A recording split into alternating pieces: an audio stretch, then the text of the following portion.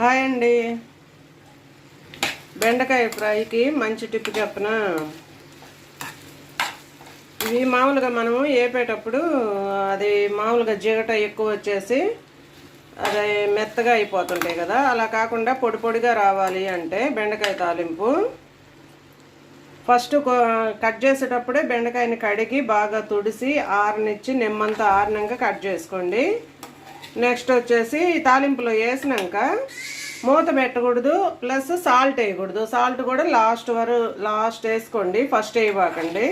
మూత కూడా పెట్టవాకండి. మూత పెట్టకుండా ఆ నిమ్మంతా పోయే వరకు బాగా ఇలా వేపుతుంటే అస్సలు జిగట రాదు, పొడి పొడిగా చాలా బాగా వస్తుంది బెండకాయ fry. Please subscribe. Thank you.